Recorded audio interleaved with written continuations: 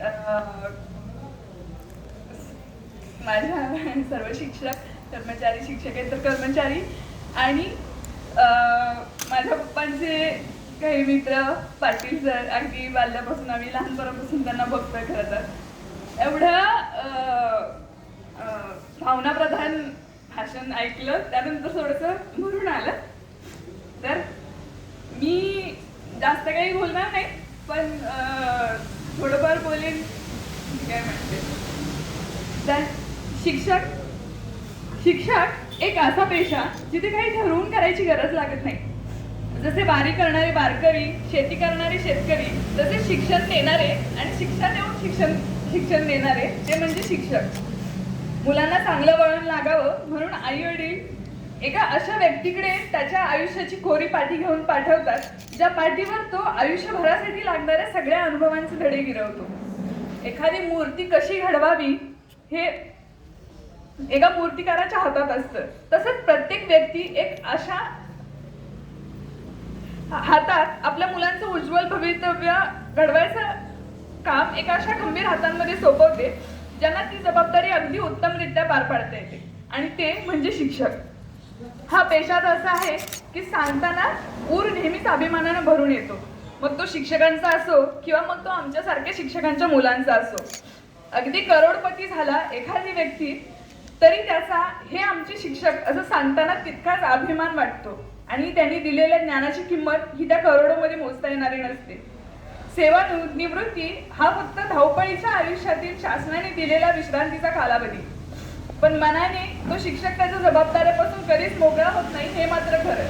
आणि माझ्या वडिलांच्या बाबतीत तर मला असं कधी वाटत नाही की ते त्यांच्या जबाबदाऱ्यातून कधी स्वतःला मुक्त झालं असं समजतील, कारण त्यांना जेवढी पण आवड आहे, जेवढ्या आवडीनं ते शाळेचं काम असू दे किंवा कधी विद्यार्थ्यांना घडवताना स्वतःची मुलं आणि दुसऱ्याची मुलं असा कधी फरक केला नाही. माझी मुलं असाच त्यांचा कायम एक शब्द राहिला आहे आमच्या पुढं. तर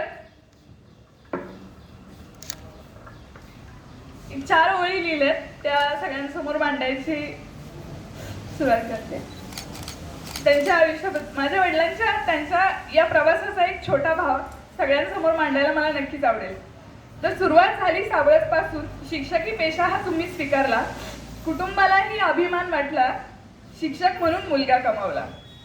तर सावळजपासून सुरुवात झाली, आणि खरं तर त्यांचं आम्ही जितकं त्यांच्यापासून ऐकत आलोय, आमच्या आजी आजोबांपासून, की त्यांच्याकडून यांच्याबद्दल जेवढं काय ऐकले की बाबा माझ्या मुलाने आमच्या कष्टाचं चीज केलं, किंवा त्यांना एक अभिमानानं असं सांगायला आई वडिलांचा प्रत्येक ऊर भरून येतो की हो, माझा मुलगा आज एक चांगला शिक्षक म्हणून काम करतो, किंवा चांगल्या 4 मुलांना घडवायचं तो काम करतो.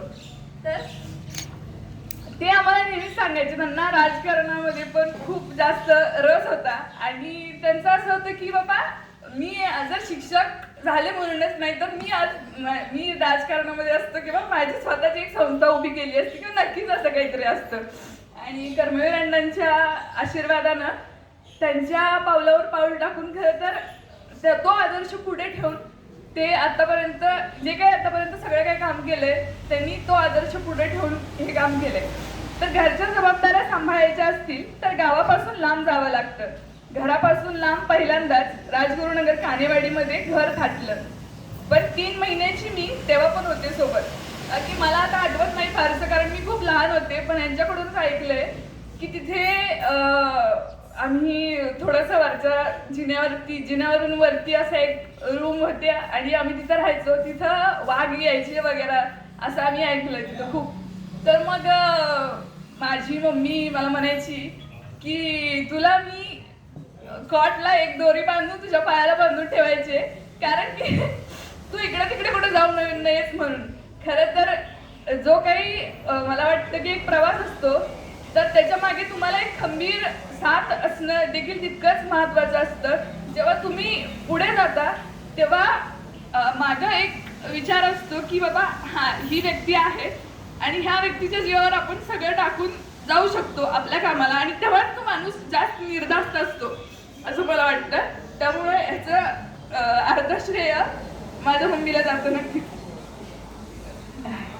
महर्षी महर्षी वाल्मिकी विद्यालय वाल्हे. वाल्ह्यामध्ये आल्यापासून मात्र थोडंफार कळायला लागलं होतं की 5 मिनिट घरी फोन करण्यासाठी तुम्ही 2-2 किलोमीटर 2-2 किलोमीटर चालत जायचा. लांब राहून देखील तुम्हाला घरची काळजी असायची तितकीच आई वडिलांची. तेव्हा नव्हत्या सगळ्या सोयी, पण सुख तेव्हा जास्त होतं. खरं तर पाटील सर जिथे आहेत, पाटील सर आमच्या सोबत असायचे आणि आम्ही तिथे एका वाड्यात राहायचो. पोस्ट ऑफिस होतं तिथं, एक वाडा होता, सगळे शिक्षक राहायचे तिथं आणि तिथंच मग आम्ही त्यांची मुलं वगैरे आम्ही सगळे एकत्र खेळायचो. पण तो भाग किंवा तो वेळ आमच्या आयुष्यातला सगळ्यात महत्वाचा होता. किंवा त्या वेळेमध्ये असं कुठलीच बॅक ऑफ द माइंड असं नव्हतं की बाबा आपण कुठेतरी लांब आहे घरापासून, कारण आजूबाजूला पण तितकेच लोक, तितक्याच आपलेपणानं ते गाव पण तसं होतं आणि खूप छान वाटायचं खरं तर तिथे. आयुष्यातला लहानपण म्हणजे 1ली ते 4थी पर्यंतचा मी तिथे शिक्षण माझं तिथे झालं. त्यानंतर तर मग त्याच्यावर असे लिहिले, तेव्हा नव्हत्या सगळ्या सोयी, पण सुख तेव्हा जास्त होतं. ज्युनियर कॉलेजच्या विद्यार्थ्यांनी तुमच्या कधी गेले तर कौतुकाने जवळ बसवून घ्यायच्या. खोत सरांची मुलगी म्हणून वाटायचं त्यांना अप्रूप. तुमचा खूप आदर म्हणून मलाही तितकंच प्रेम द्यायच्या. आणि मी एकदम लहान होते तर मी पप्पांसोबत जायचे शाळेमध्ये वगैरे, अशी लहान 2री-3रीला असताना.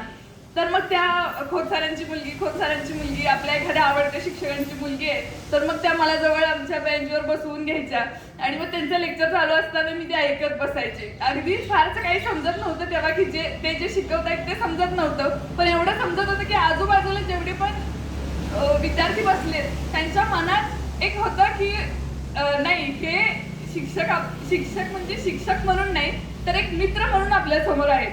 आणि मला असं वाटतं की ती गोष्ट त्यांचा तो गुण अगदी वाखाणण्यासारखं आहे की त्या वयोमानाच्या लोकांसमोर ते त्या पद्धतीने वागतात. अगदी माझा भाऊ जसा बोलला की 5वीच्या मुलांसमोर ते त्या पद्धतीने वागतील आणि 10वीच्या जेव्हा क्लासमध्ये मी त्यांच्या जायची कधीतरी, तेव्हा पिन ड्रॉप सायलेन्स काय असतो हे नक्की समजायचं मला. ते घाबरायचे खूप जास्त की एक खोत सर म्हणजे काय ही वेगळी साईड त्यांना माहिती होती आणि ते त्यांना खूप जास्त घाबरायचे. पण त्याच वेळेस 5वी-6वीची जी मुलं आहेत ती अशी म्हणायची की नाही दीदी, तुझ्या पप्पांच्या लेक्चरला कधीच बोर होत नाही. तर तेवढ्या इंटेन्सिटीने ते शिकवायचे. किंवा त्या विद्यार्थ्यांसोबत स्वतःची मुलं म्हणून मी खरं तर आजपर्यंत त्यांनी विद्यार्थ्यांना कधी विद्यार्थी म्हणून बघितलं नाही आणि ह्याच्याबद्दल आम्हाला त्यांचा अभिमान वाटतो. कारण की त्यांनी आम्हाला माझी मुलं अगदी शाळेतली असू देत किंवा मग ती घरची असू देत, ही त्यांचीच मुलं असायची. वाल्ह्यातून तुम्हाला स्वतःची प्रगती बघायला मार्ग होते, पण तेव्हा तुम्ही निवड गावाची केली. शेतीची आधीपासूनच असणारी आवड, शाखा घेतली नांद्रे आणि घरच्यांना प्रायोरिटी दिली. तर मग आजी आजोबा घरच्यांपासून आपण फार काळ लांब नाही राहू शकत. मग तिथून अगदी असे आपण ऑप्शन्स असतात की बाबा आता पुढे जाऊन कुठेतरी चांगल्या ठिकाणी अगदी शहरात जाऊन सेट व्हायचं किंवा मग तिथं आपल्या मुलांच्या शिक्षणाचा फायदा बघायचा किंवा स्वतःचा फायदा बघायचा. तर ह्याच्यावरती त्यांनी ह्या गोष्टीला चूज केलं की आपण आपल्या घरच्यांना सोबत घेऊन किती पुढं जाऊ शकतो किंवा किती पुढे जाऊन चालू शकतो. आपल्या जे काही स्वतःचा स्वार्थ न बघता खरं तर की त्यांनी सगळ्यांना बरोबर घेऊन चालावं ही एक अपेक्षा ठेवली. आणि इतर नांद्राच्या शाळेत देखील अगदी त्यांनी खूप म्हणजे ते सगळ्या विद्यार्थ्यांचे लाडके होते. सगळ्या शिक्षकांमध्ये एक आम्हाला पण एक रिस्पेक्टफुल बोलायचे सगळे शिक्षक की बाबा ही खोत सरांची मुलं किंवा काय. तर तो आदर मला असं वाटते की त्यांच्यामुळे आम्हाला जास्त होता. कदाचित त्यांची किंमत तिथे एवढी जास्त होती की आम्हाला देखील अगदी बाकीचे शिक्षक ट्रीट करताना देखील त्याच ह्यानं करायचे. तिथे देखील तुमच्या नावाने आम्हाला सगळे ओळखायचे. खोत सरांची मुलं म्हणून जास्त कौतुक करायचे. स्वभाव तुमचा जरी कडक असला तरी विद्यार्थ्यांना तुमची आवड देखील तितकीच होती. तुझ्या पप्पांच्या लेक्चरला कधी बोर होत नाही अशी प्रतिक्रिया नेहमीच मिळायची. नांद्रेमध्ये सगळ्यांचे लाडके होऊन मग राजमित्र शामराव माने पाटील विद्यालय व उच्च माध्यमिक विद्यालय विसापूर इथे पण तुम्ही तितक्याच आपलेपणाने स्वतःची शाळा समजून अगदी प्रभारी मुख्याध्यापक असून देखील मी का हे काम करू. खरं तर हा विचार करणारे खूप लोक असतात, जसं की आता आयना गोरे सरांनी देखील ही गोष्ट मांडली, किंवा मी पण त्यांना जे बघत आले, आम्हाला त्यांचं असं होतं की त्यांच्या काही एक दिवस जन्मतारीख त्यांची लेट लागली, त्यामुळे त्यांना खरं तर ही मुख्याध्यापक ही पदवी ते 2-3 वर्ष आधीच डिझर्व करतात, पण काही गोष्टींमुळे त्या गोष्टीला डिले झाला आणि त्यांना मग शेवटच्या मुमेंटपर्यंत त्यांना असं वाटत होतं की बाबा आता मुख्याध्यापक म्हणून आम्हाला पण त्यांना आमची पण खूप इच्छा होती की बाबा आपल्याला त्यांना त्या पदावरती झालेलं बघायचं की मुख्याध्यापक नाव समोर लागलं पाहिजे. आणि विसापूर शाळेचं देखील तिथं पण सर जसं बोलले की मुलानी सर तिथं होते. मुलानी सरांसोबत त्यांनी अगदी उत्तमरित्या तिथे सगळा जो काही कार्यभार असेल तो सांभाळला आणि तिथे देखील तितक्याच मानाने.